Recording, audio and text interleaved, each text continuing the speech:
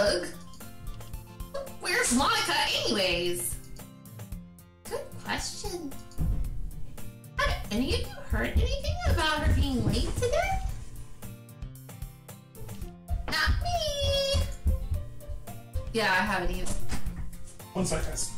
What's up, I bud? love you. I love you too, but man. That's how. What you need? Yeah, Hurry up. Sorry. 5-year-old. Go to bed. Go to bed, buddy.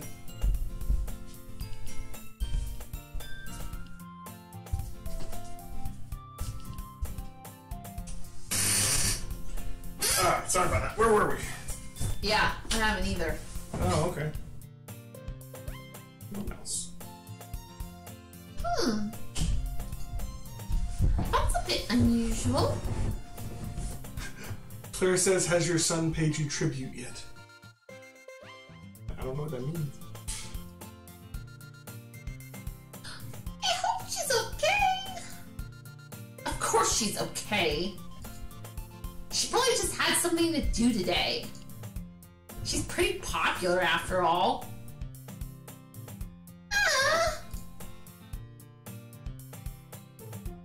You don't think she has a...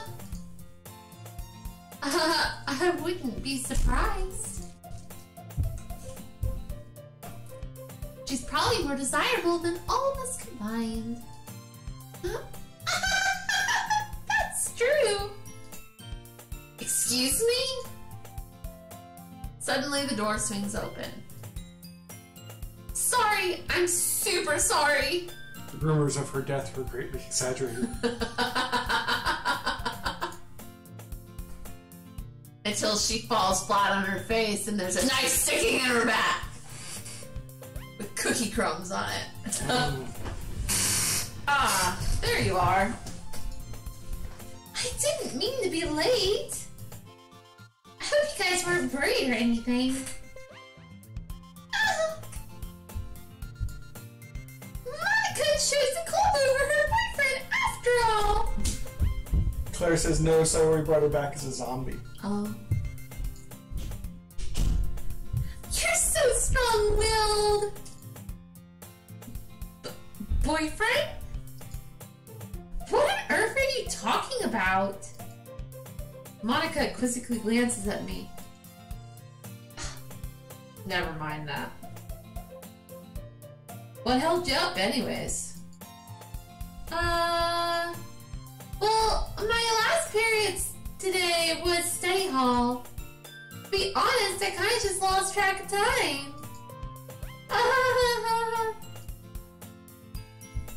That makes no sense, though.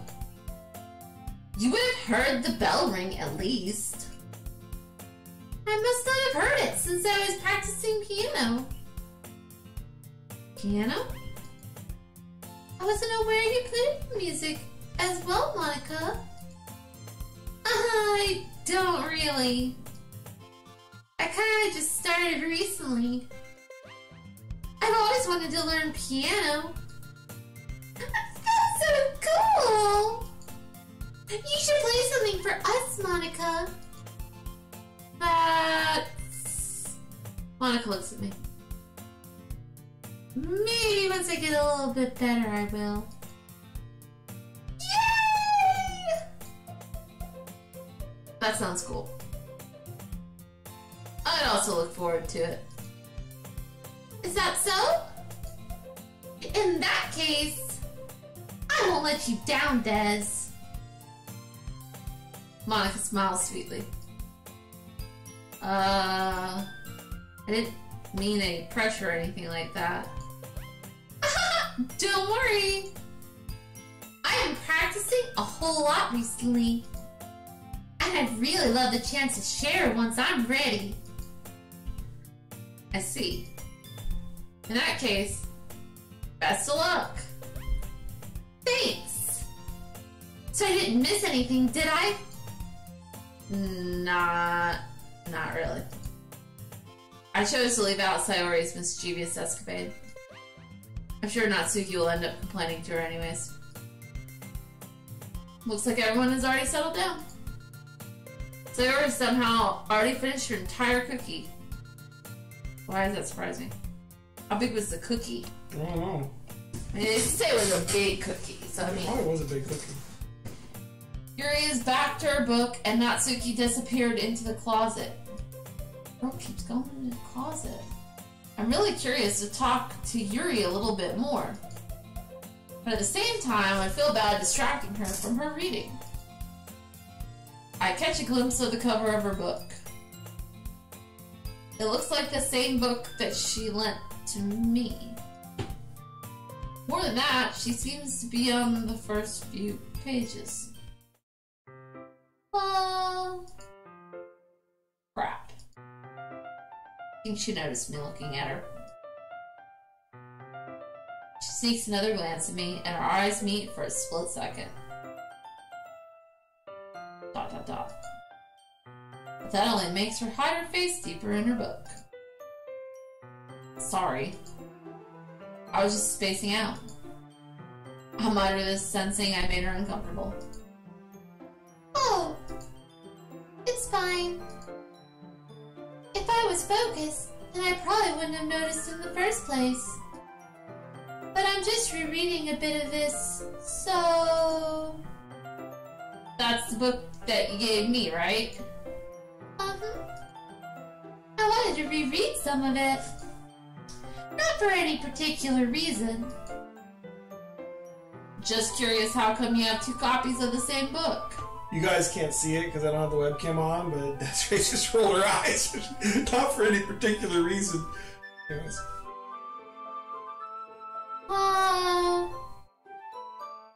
Well, when I stopped at the bookstore yesterday, that's not what I meant. I mean, I just happened to buy 2 of them. I see. There's something fairly obvious here that Yuri isn't telling me, but I decided to let it go. Good choice, dude. Cool and Elsa, let it go. I'll definitely start reading it soon. I'm glad to hear. Once it starts to pick up, you might have a hard time putting it down. It's a very engaging and relatable story. Is that so? What's it about, anyways? Well... Yuri closes the book and scans her eyes over the back.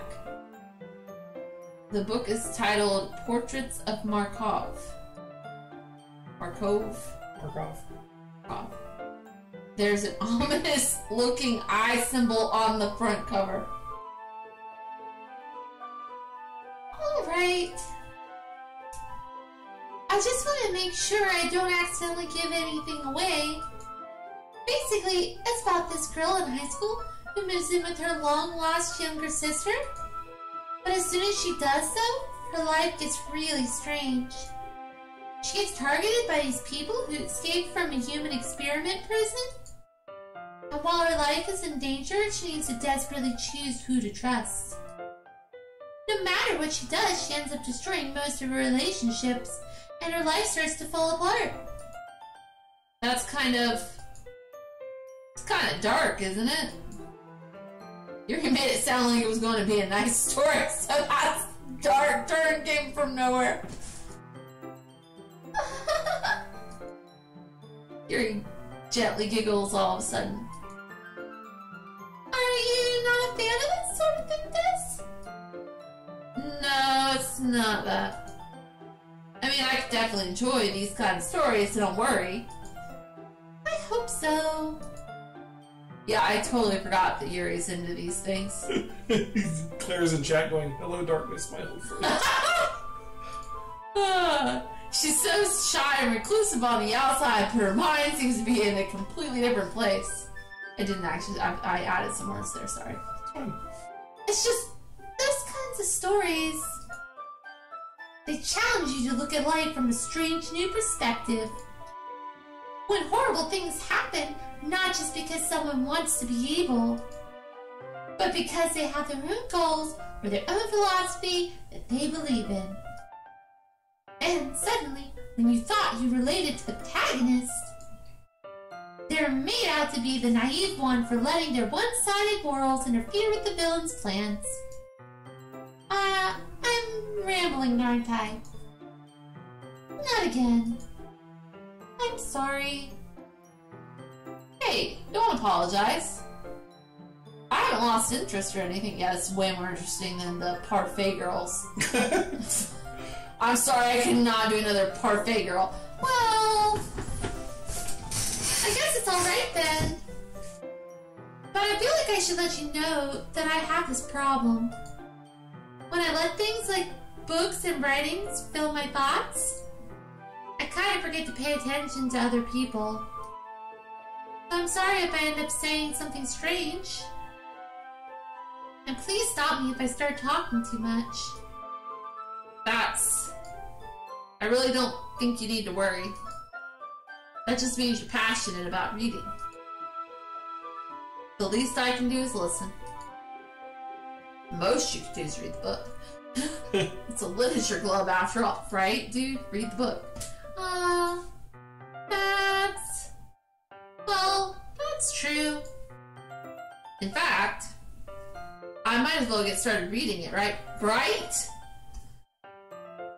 You don't have to. What are you saying? So a moment ago, you said you were looking forward to it. ... Let me just get the book. I quickly retrieved the book that I put into my bag. Alright, it's fine if I sit here, right? I slip into the seat next to Yuri's. Yeah. Are you sure? Seem a little apprehensive. Wow, I didn't know you could pull out a word as large as apprehensive. I'm sorry. It's not that I don't want you to. It's just something I'm not very used to. That is, reading in company with someone. I see. Well, just tell me if I end up distracting you or anything. Oh, alright. I open the book and I start the prologue. Do you notice what a prologue is? It's like a sophomore in high school. He's not an idiot. He didn't read books? I'm not even sure why he's in the literature club. There's 4 girls that he likes in the literature club. Yeah, fair. Is the name of the high school Doki Doki? Like, why? No. Then why is it called? What does Doki Doki mean? I don't want to mess it up, so I'll tell you. It's a Japanese thing. Oh, okay. I mean, I just assumed you thought you were like awesome, like. Yeah, I don't. Doki Doki is a term for the sound of a beating heart. So it's yeah.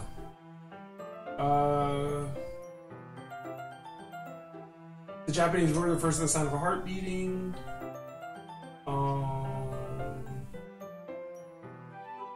Like my heart is going Doki Doki.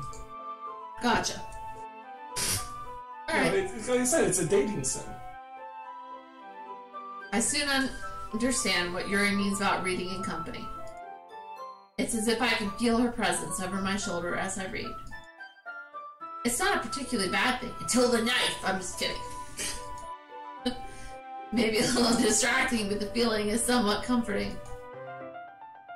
Yuri is in the corner of my eye. I realize that she's not actually looking at her own book. Well, no, dude, she read it. I glance over. It looks like she's reading from my book instead. Sorry. I was just... Dude, it's the same book. Yuri, you really apologize a lot, don't you? Yes. Girl, I feel you. I do? I don't really mean to. Sorry. I mean... She's gonna say it again. Here, this should work, right? I slide my desk until it's up against Yuri's, then hold my book more between the two of them. I suppose so. So I'm dropping shit. I'll buy it. Yuri timidly closes her own copy. Once we each lean in a little bit, our shoulders are almost touching. Dude, just touch your shoulder. Like, seriously. It feels like my left arm is in the way, so instead I use my right hand to hold the book open. I guess that makes it kind of difficult to turn the page. Here. Yuri takes her left arm and holds the left side of the book between her thumb and forefinger. I do the same with my right arm on the right side of the book. That way I turn a page and Yuri slides it under her thumb after I flip to her side. But in holding it like this, their shoulders touch! Da, da, da, da, da, da, da. We're huddled even closer together than before. It's actually kind of distracting me. Well, I mean, she did grow a whole cup size in like a day, dude, so I can understand. Maybe she grew another one. Maybe we'll find out. It's as if, I'm sorry my chair squeaks. It's as if I can feel the warmth of Yuri's face, and she's in the corner of my vision.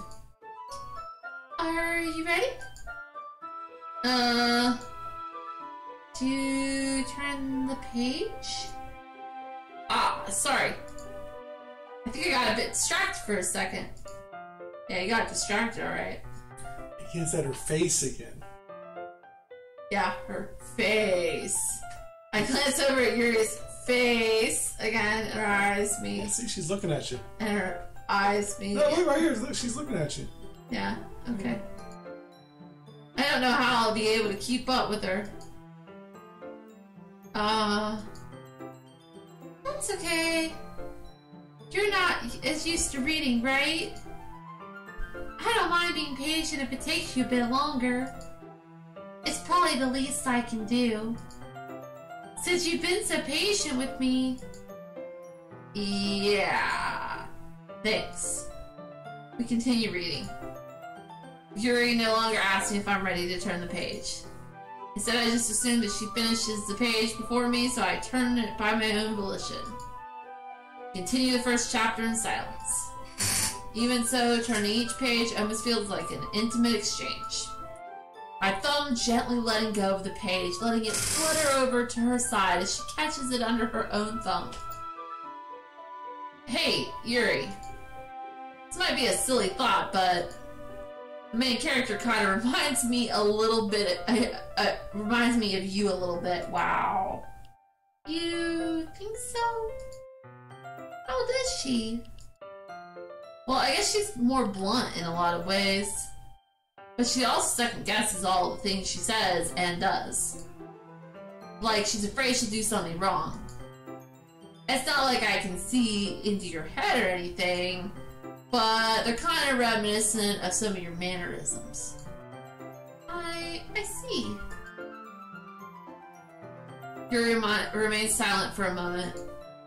But Des, that's probably a terrible thing to have in common with her. That's so embarrassing that you think that. Wait. I didn't mean it in a bad way or anything, dude. Sorry, I really didn't know you were self-conscious about that sort of thing. ... I guess I'm more meant that it's kind of cute. I say, what are you saying all of a sudden? Okay, everyone! Poem time. I think it's about time we share today's poems with each other. We might not have enough time if we wait too long. Yuri exhales, spared from finishing her thought. Is that alright, Yuri? You look kind of down. I'm sorry if you haven't been looking forward to this. It's not... It's fine. Yuri releases her hand from the book, causing it to close on top of my thumb. Alright. I guess I'll do some more reading tonight. Or would you prefer I only read it with you? I guess I don't have too much of a preference either way. In that case, I'll read a little more tonight.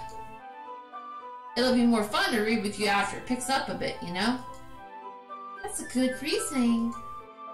In that case, feel free to finish the first 2 chapters in your own time. Alright! I stand up. Make a mental note of where I left off in the book, and then slip it back into my backpack. So whose poem do you want to read first this time? Yuri. Oh, straight up. We're sure about this one. Yeah, confident. Let's do it. Let's see what you've written for today. I'm gonna let you do the ... She's doing much better. I've practiced a lot. Yeah. I do a lot of JRPGs. Yeah. Yeah. Yuri stares at the poem with a surprised expression on her face. Do you like it? Yes. How did you pick up on this so quickly? Just yesterday I was telling you the kind of techniques worth practicing. Maybe that's why. You did a good job explaining. I really wanted to try giving it more imagery. Yuri visibly swallows. Even her hands appear sweaty. I'm not used to this. Used to what? I don't know. It's fine. Take your time. Yuri breathes and collects her thoughts. I know that Yuri likes to think before she speaks, so I offer that patience to her. Yeah, it's just being appreciated like this, I guess. Always sounds really stupid, but seeing someone motivated by my writing, it just makes me really happy. Are you saying you've never shared your writing before? Yuri nods. Really? I don't believe it. I really only write for myself. And besides, people would just laugh at me. You really think that? Again, Yuri nods. Huh. Even your close friends? Yuri didn't respond to that. Girl didn't have any close friends. I wonder why. Anyway, do you want to share the poem you wrote today? Yeah, I do. If it's with you.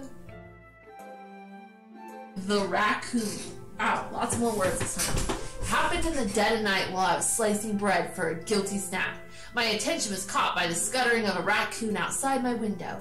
That was, I believe, the first time I noticed my strange tendencies as an unordinary. I was just making sure I read that right. An ordinary human. I gave the raccoon a piece of bread, my subconscious well aware of the consequences, well aware that a raccoon that is fed will always come back for more. The enticing beauty of my cutting knife was a symptom. The bread was hungry curiosity, the raccoon an urge. The moon increments its phase and reflects that much more light off of my cutting knife. The very same light that glistens in the eyes of my raccoon friend.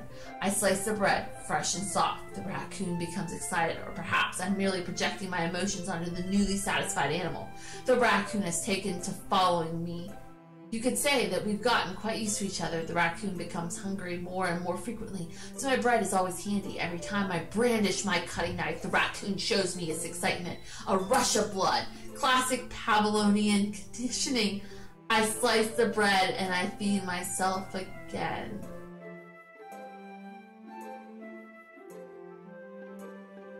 Okay, all of these girls are fucked up.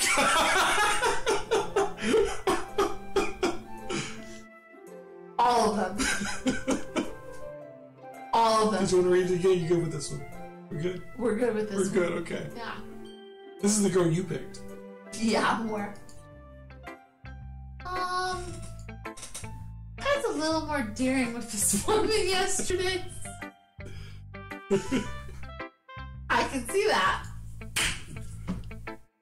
It's a lot more metaphorical. I don't know if it's my fault, but I can't begin to imagine what this poem is about. That's right. It's a bit closer to my preferred writing style. Using the poem as a canvas to express vivid imagery and conveying emotions through them. Yeah, if I take it at face value, then I can't even figure out what it's supposed to mean. Well, I think it's something that different people can relate to in their own way. I wanted to express the way it feels for me to indulge in my more unusual hobbies. It's those sort of things I'm usually forced to keep to myself. So I sometimes enjoy writing about them. Why do you keep them to yourself? Because they're embarrassing. Embarrassing? They're disturbing! And people would make fun of you. No, girl, people would make fun of you. They'd lock you up. Don't you have anything like that, Des? Nah, I'm normal. Well, I guess I do. No, you don't, dude. You don't. I feel like everyone has a little something like that. The best we can do is respect each other and our individualities. Even if it's difficult sometimes and some things make us uncomfortable. After all, if I hadn't learned to embrace my own weirdness, I would probably hate myself. I might be ranting a little bit now, but I'm glad that you're a good listener. Who's next?